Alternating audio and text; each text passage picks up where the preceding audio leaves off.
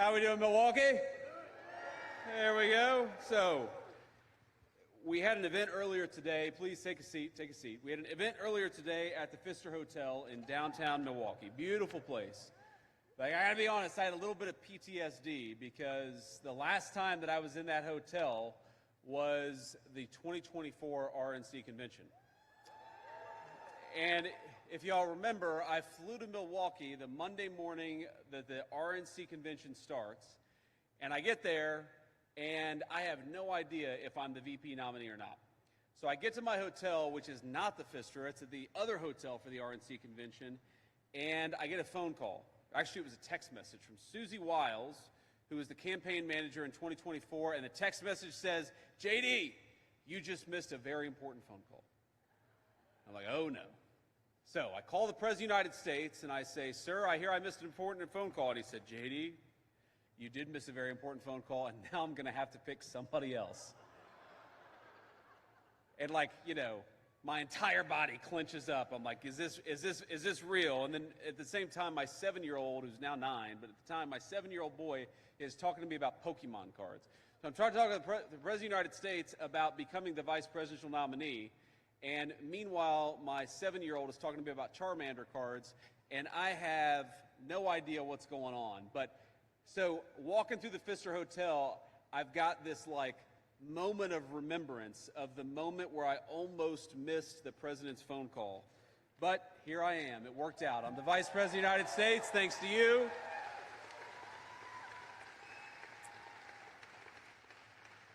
So we're here to talk about fraud. We're here to talk about protecting your taxpayer money, and most importantly, we're here to talk about protecting the programs that exist, that are funded by the generosity of the people in this room and that ought go to the people they're meant for and not to make fraudsters rich. It's a very, very simple principle.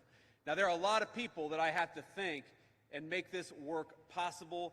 And first of all, I've got to thank our great CMS administrator, Dr. Oz. Where is Dr. Oz at? He might be backstage, but Dr. Oz and our team at the Fraud Task Force, Kim Brandt and Scott Brady. Kim and Scott, please give a round of applause to these guys. They have protected more of your money than anybody. Now, we could not have done what we did were it not for the support of our incredible congressional allies. We're going to talk a little bit about the fact that we've saved you all billions and billions of dollars that was going to fraudsters. That's money in your pocket, which is exactly where it belongs. But we couldn't do that without a couple of great congressional representatives, and in particular, I've got to give a shout out to Representative Brian Stile. Where is Brian Stile? Please stand up, man.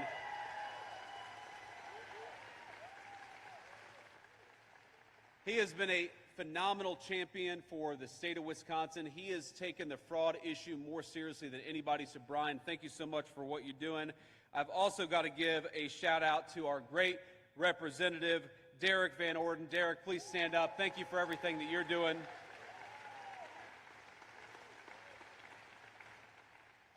And I got to say, it would be so nice to have a governor in this incredible state, one of the most beautiful states in the union, especially this time of year. I love Wisconsin, or as you guys say, Wisconsin. Love Wisconsin, but we have got to have a governor who takes fraud as seriously as the President of the United States, who's trying to save your money as much as we are in Washington, and that's Tom Tiffany. Tom Tiffany is who we got to elect the next governor.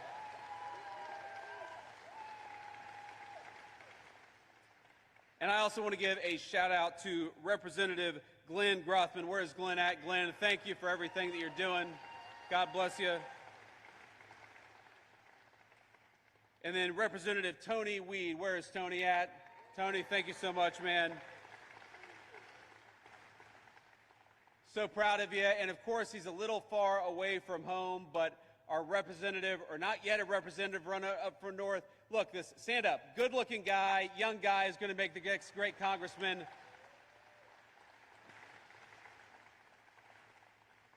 So here's the crazy thing. Ladies and gentlemen, we don't have two parties that disagree about tax policy or regulatory policy. We've got a party that is fighting for fraud and a party that is fighting against fraud. And I don't know about you, but how about we give more authority, more power, and more influence to the party that is trying to save your money and send the fraudsters to prison? That's all we're trying to do. Now, let me talk about a few of the things that we've been accomplishing here. So the very day after the State of the Union address, where the President makes me the leader of the Anti-Fraud Task Force, what we do is we go about the business of stopping these companies that are set up to provide durable medical equipment. You know, this is hospital beds, oxygen tanks, things like that, things that the American people need, and the Medicare program exists to ensure that our seniors have access to. Now, what happens, though, is that there are people setting up these programs, setting up companies that sell durable medical equipment, and they're not selling a single product, but they are billing for lots of product. Billions and billions of dollars was being billed to you, was being billed to the program that exists to ensure that our seniors have health care. And you know what that means. Number one, the fraudsters were getting rich, but number two, our seniors who desperately needed those resources, who needed the hospital beds and the oxygen tanks, they weren't getting them because the fraudsters were getting rich off the generosity of the American taxpayer. So you know what we did?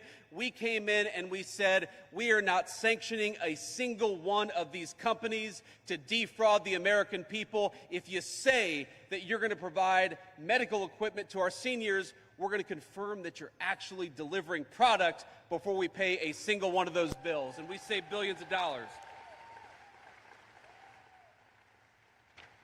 And you know what happened is we had great support from Brian Stile and Derek Van Orden and all of the other great congressional representatives to keep that money out of the hands of fraudsters to ensure that it went to the seniors who needed it. And you know what happened? Not a single congressional Democrat stood up and said, we are going to fight back against fraud.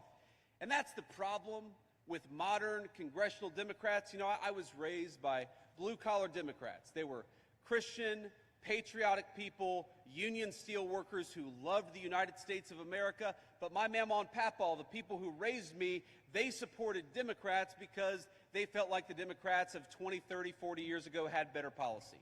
Now, you may agree or disagree with that, but today, this is not about better or worse policy. This is about who is supporting the fraudsters and who's supporting you. And I know, beyond a shadow of a doubt, that if Mama and Papa were alive today, they would not recognize the modern Democratic Party in 2026. They would not recognize a party that tries to send your money to illegal aliens instead of our hardworking seniors who earned those benefits and ought to have access to them. They would not recognize a party that raises your taxes so that we can give more money to the fraudsters, and they would not recognize a party that rewards the fraudsters rather than sending them to prison. So I ask you a very simple question. When you come to vote in November, are you going to vote for the pro-fraud party? Are you going to vote for the party who is sending your tax money to the fraudsters? No, we're going to support the party that is sending the fraudsters to jail and is protecting your money. We're going to vote for Derek Van Orden and for Brian Stile.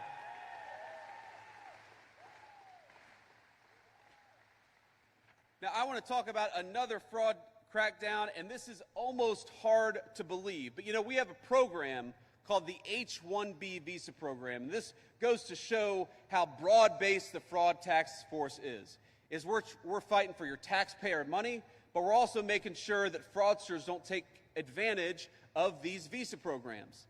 Now, why does this program exist? This is a visa program that was set up to ensure that if you were a brilliant technology person or a brilliant scientist or a brilliant doctor, you could come to the United States and get access to this visa program. But you know what's happening way too much? Is that big corporations and fraudsters overseas are using this program to undercut the wages of American workers. So you know what we're doing in the Trump administration? We're saying no more. If you were trying to take advantage of that visa program, you were not allowed in to the United States of America. Today, I'm proud to announce that the Federal Department of Labor has started dozens of subpoenas and investigations into foreign fraudsters who are trying to take advantage of the H-1B visa program. Here's a simple principle, ladies and gentlemen. American jobs ought to go to American workers and not foreign fraudsters, and the Department of Labor is fighting back against it.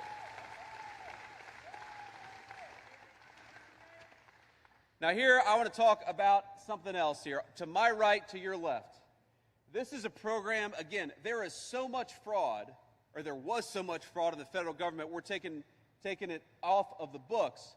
But so much fraud, I didn't even know this program existed, okay? So what is allografts? These are the, skin grafts that people get when they get a wound or they get a burn, a very, very important medical procedure, but a medical procedure that was being radically taken advantage of. So if you go back to 2019, 2020, 2021, you see less than $1 billion is paid for these skin grafts. Again, these are very important procedures for the people who need them. What happens under the Biden administration? All of a sudden, we go from less than $1 billion spent on these skin grafts to $15 billion in 2025. And actually, in 2026, the number was supposed to be $25 billion. But because we cut down on fraudulent payments and fraudulent billing, we saved you $25 billion. That number is now well below $1 billion today. That's a simple, good government action. And again, my friends, we want the people who deserve these treatments, who need these treatments, to have access to them.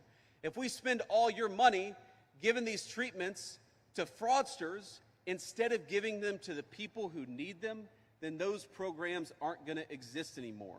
And I just have this look, we're a generous country. I love that we're a generous country. My family sometimes benefited from these programs that ensured that poor children would have a bite to eat or would be able to see a doctor.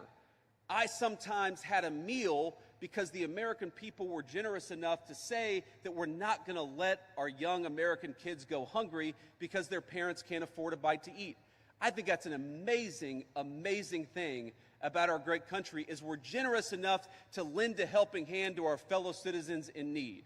But when your government allows, whether in the state or the federal level, when we allow that money that ought by rights go to feed poor children, but instead goes to fraudsters, we destroy the social fabric of the United States of America.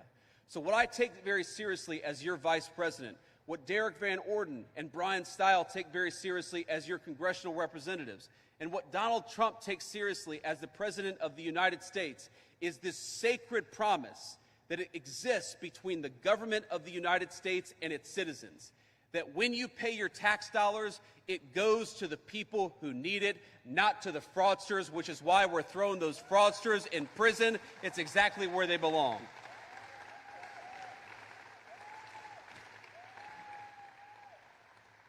Let me talk about another program. So we have, again, these things that I didn't even know existed until I got into politics. We have a program, an amazing program, to help young mothers. And I care about this very personally. Usha is currently pregnant with baby number 4. She is 37 weeks pregnant, and I appreciate your prayers. I love you, honey, if you're watching at home. But we have a program to ensure that at-risk moms can get the prenatal care that they need. Now, you may not know this, but one of the leading causes of infant mortality in the world is actually not what happens when the baby is born. It's what happens before the baby is born, when the mom can't get the medical treatment she needs, when the mom can't get access to the resources that she needs. Okay, we try to solve that problem. And again, we are able to do so in part because of the generosity of the American taxpayer. But you know what? In Milwaukee, with the government of this state looking the other way, we had people who were allowing fraudsters to get rich off of that prenatal care without providing a dime of services to the young moms who need it. And I want to point to this woman.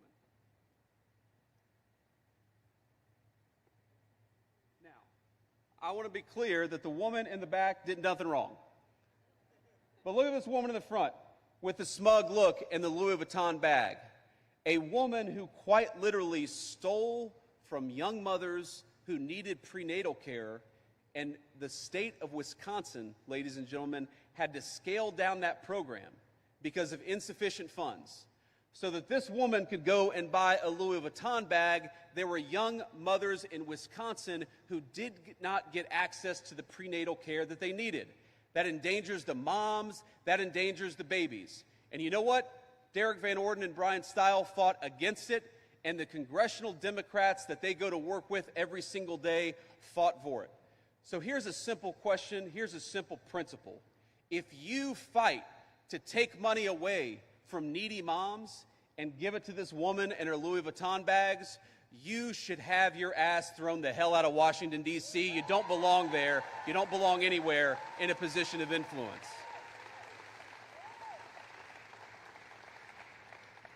And I'm sorry, excuse my language. I know we got a couple of kids in the audience. My wife, I love her. She gets on me all the time because I was raised by a gun-toting, F-bomb dropping grandmother.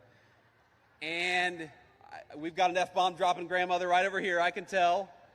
And, you know, old habits die hard, ladies and gentlemen. That's all I'll say. Even as vice president, old habits die hard, but I try to work on it. I try to work on it. And here's what I want to close with, and we'll take some questions from the reporters. We have an opportunity to keep the momentum of the last couple of years, and particularly the last few months. We can keep on fighting fraud, or we can reward the fraudsters. We can kick criminal illegal aliens out of our country, or we can reward people for stealing your tax money. We can protect those moms who need that prenatal care, or we can give it away to people who are trying to take advantage of you and take advantage of the system. This is not a normal election because we're not running against people who maybe have different ideas about tax policy or regulatory policy. To the people watching at home, I understand you're of course not going to agree with the president and the vice president about every single issue. But what I hope we can all agree on is the simple principle that the people's government exists to fight for the people and not the fraudsters. So, thank you. So please help us out by sending Derek Van Orden and Brian Stile back to Washington, D.C. Keep the pro-fraud party out of Washington. Keep these guys fighting for you. Thank you, ladies and gentlemen. It's an honor to be here.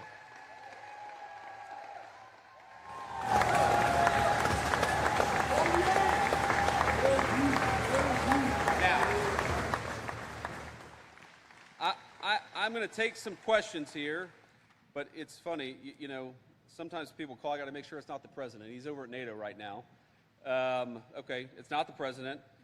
But let me start with the local reporters here, and go ahead, guys, and fire away. I'm an open book. I'll answer any question. Mr. Vice President, welcome to Milwaukee. Welcome to Wisconsin. Welcome back. I'm Julia Fellow with 620 WTMJ. You've been overseas. The president is just coming back from Turkey. Memorandum of Understanding. We're looking at gas prices, what's going on with the Strait of Hormuz. The president was saying that he was going to strike tonight, like now. So can you tell us what is going on right now? Where are we with the war in Iran? Yeah, so look, we made a deal with the Iranians, and we had to step back a little bit. Before you even get to the deal, the simple fact is that thanks to the incredible efforts of our amazing U.S. military, to Pete Hegseth and Dan Kane, the President of the United States, just amazing people.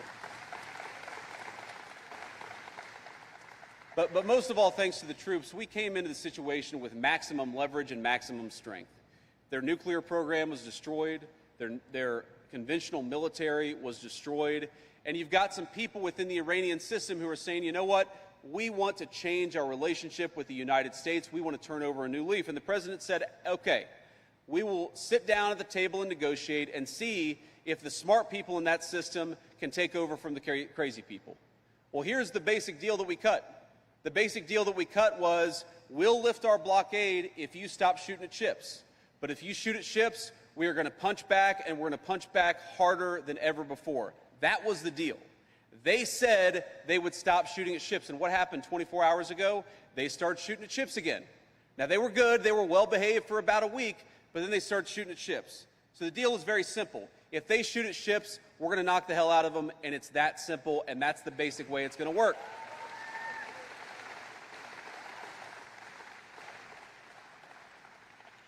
Now, the president maintains a lot of options. I'm obviously not going to tell you exactly what's going to happen tonight, but the president has said to them very simply, the Strait of Hormuz is going to be open. That means oil and gas is going to flow to the American people. That's why we see gas prices starting to come down. That's why we see the oil prices so low, is because the president said that crucial artery through which we ship a lot of the world's energy, that artery has got to remain open. And that is what the Iranians have to know. If they try to close it down, there's going to be a response for the American military. It's that simple. That's the deal. They can either follow it or they can have exactly what happened to them last night. It's just going to keep on happening until they open up that lane and stop shooting at ships. It's simple.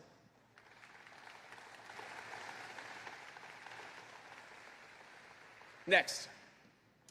Thank you, Mr. Vice President. Matt Smith from WISN TV in Milwaukee. The president has talked about election fraud as well a lot. Just yesterday, Milwaukee's mayor sent your office a letter saying he would love to meet with you and some election officials here in the city after agents started asking questions and interviewing people about 2020 again. So I'm curious, what can you tell us about the FBI investigation here in Milwaukee into 2020, and why are they re-looking at that election here in the city? Well, first of all,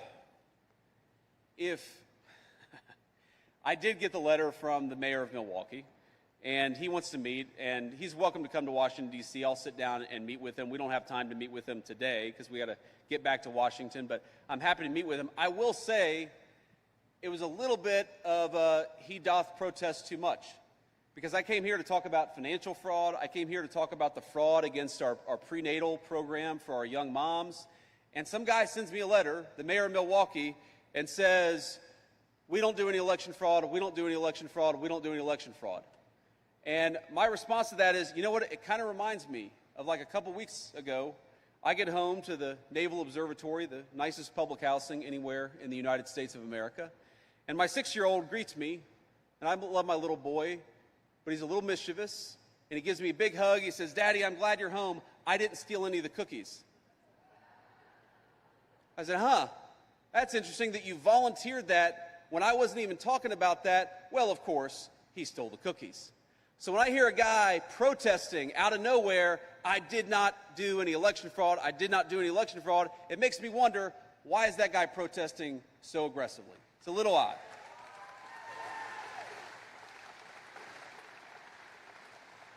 The second thing I'll say is, look, there's, of course, this big debate about how much election fraud happens in the United States of America. You guys know my views. We're not going to settle this here. First of all, any election fraud is too much election fraud in the world's greatest and oldest constitutional republic.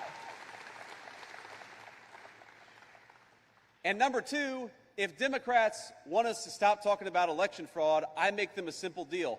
Pass the Save America Act and get voter ID, and we'll stop talking about election fraud.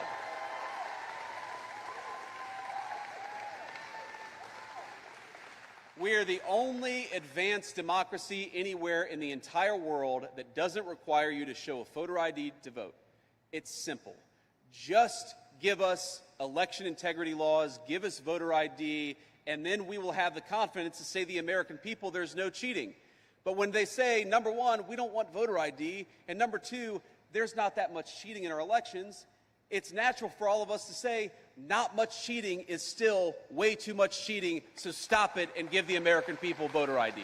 Thank you. Next question. Thank you, Mr. Vice President. Vanessa Kelson, Gray Media. What will happen if Wisconsin Governor Tony Evers does not hand over the SNAP rolls or the Medicaid enrollment data to your administration? Well, look, we're going to look at what we can do to force him to give her that data. And just to give some context to the question for those of you who don't know. So the SNAP program, which is one of the most important programs that exists in the federal government, it ensures that low-income families have enough food to eat when they're down on their luck. Would you be shocked to know that most states do not do eligibility checks for the SNAP rolls anywhere? Doesn't happen in California, doesn't happen in a lot of other places. I'm the Vice President of the United States, and I could not tell you, not because I don't want to, but I cannot tell you whether the state of Wisconsin has illegal aliens who are ineligible who are receiving food stamp benefits paid for by your tax dollars. And the reason why I don't know the answer is because the governor of this state will not give us the data that allows us to say, well, this person is eligible, this person is an illegal alien, scratch them off the list. Now ask yourself, ladies and gentlemen, that is, in my view, borderline criminal. If you are administering a program collecting billions and billions of dollars and you don't check whether the people you're giving that money to are actually entitled to it, that is a complete scam that's being perpetrated on every single person in this room.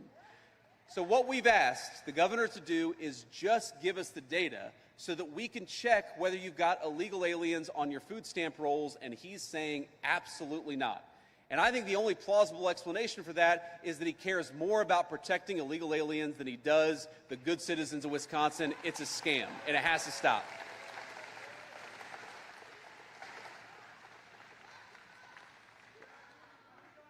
Let's do a couple more questions. Go ahead. Hi, Mr. Vice President. Ellie Liberté, Channel 3 out of Madison. Now, last month, the Wisconsin Department of Justice joined a multi-suit lawsuit against the Trump administration over its implementation of new Medicaid work requirements. Our Attorney General wrote, quote, "The Trump administration is lawlessly trying to restrict access to Medicaid coverage." What's your response? Well, my response is, again, we have what you might call a social contract in the United States of America. It exists between all of us fellow citizens, between those citizens and their government. And the basic idea is when I hand over $1 to the federal government, I expect my government officials to spend it wisely, to make sure it's not going to fraud. And if you have somebody who's receiving those benefits, to make sure that they're at least looking for a job before they get a lot of free money from the federal government. So when I hear the Attorney General of this state saying that we don't want to confirm that people are looking for work before they receive federal benefits, my natural question is, why are you so against people looking for a job? That's it. We're not saying that we want anybody to go without medical benefits. What we're saying is that we want you, if you're going to receive these benefits, we want you at least to try to find a job.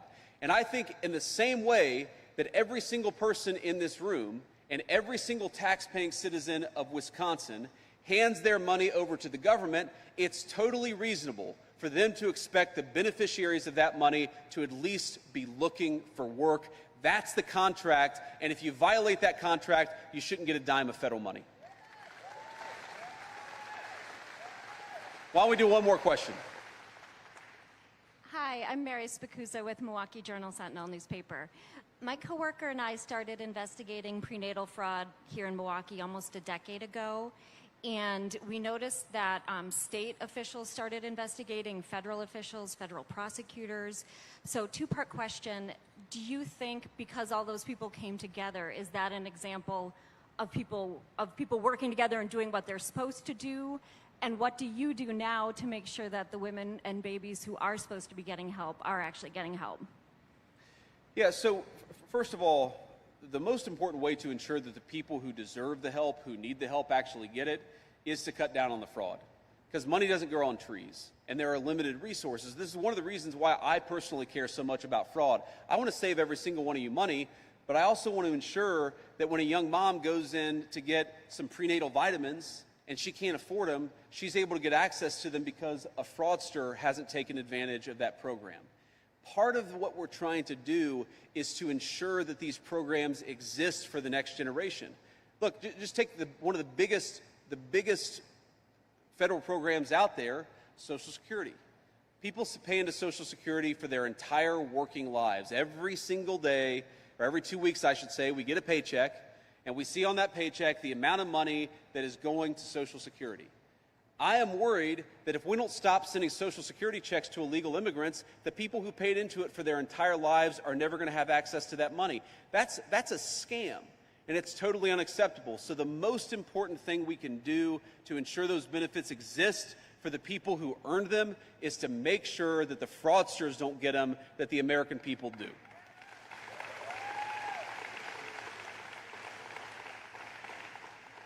But you also asked about this mail fraud investigation, and absolutely, the answer to your question is yes. I think that's a great example of the federal government and the state government working together to cut down on fraud, and we want to see that model replayed and replicated on a number of programs. The problem is there are certain programs that, for whatever reason, most, not all, by the way, because I'll give great credit to the blue state governors who are working with us, but most blue state governors, if you want to check, for example, whether illegal aliens are getting food stamps, most of them are saying, we're not going to do that. If you want to check if illegal aliens are getting access to Medicaid health benefits, most of the blue state governors are not willing to do that. And I think it's just sad that this should be a bipartisan issue. If you're a Democrat and you believe that Medicaid should exist to provide good health benefits to people who can't afford them, then why don't you want to cut down on the fraud? If you care more about fraud than you do about these health benefits, it starts to make it look that you care more about illegal aliens than you do about the citizens of Wisconsin. That's what it looks like to me. So I'll say to the governor of this state, even though he's not of my political party, the attorney general, anybody else, you have an open offer to come into the White House and to talk about how we can combat fraud together. I will work with you. I will make it easier. I will give you federal resources. I will do whatever I need to do. But it's got to be a two-way street. If you're hiding the food stamp rolls because you don't want to tell us whether illegal aliens are getting food stamp, that's not cooperation. That is you hiding criminal conduct from the American people, and it's a scandal, and it absolutely has to stop.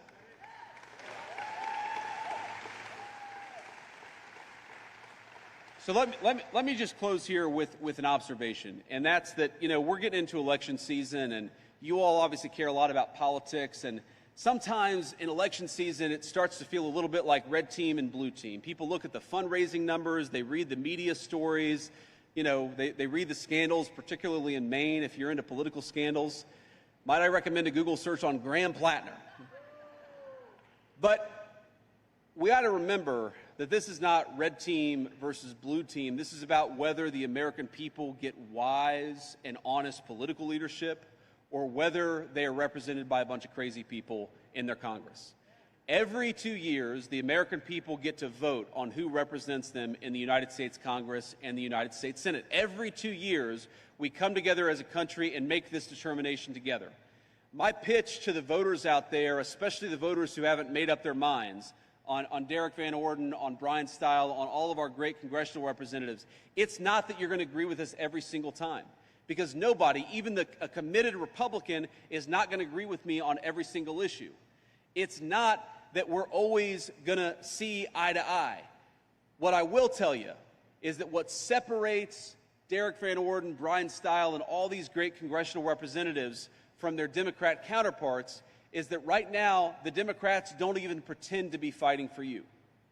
Now, we could disagree, for example, about what should the police department's budget be. That's a reasonable, rational conversation for Republicans and Democrats to have. That's not the conversation that we're having.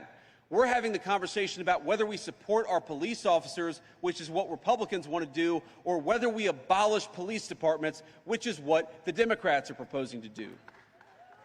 We can talk about what our exact immigration level should be. Of course, reasonable minds are going to disagree.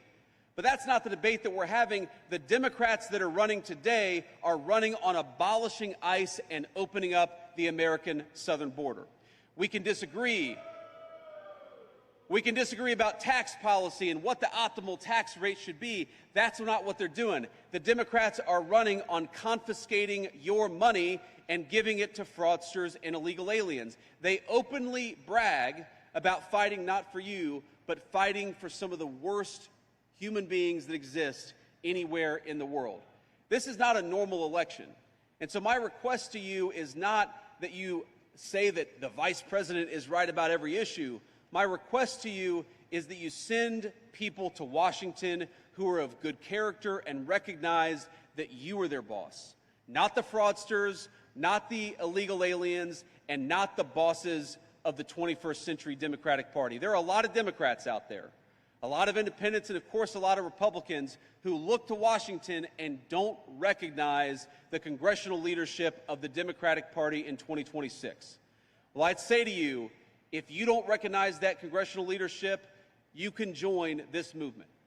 If you want an American political party that fights for the police instead of against them, vote for Derek Van Orden and Brian Stile.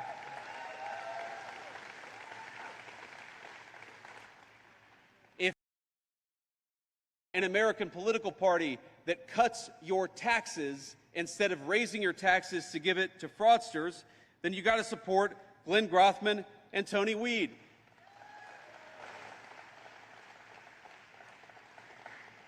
If you want somebody who ensures that whether you're rich or poor or black or white, public safety should be the God-given right of every single American, that you ought to be able to walk down the street without the fear of being mugged, that you ought to be able to take your family to a nice dinner downtown without having your car jacked. If you believe in basic public safety for all of us, rich or poor, then send Michael Alfonso to Congress. Don't send the crazy person running against him.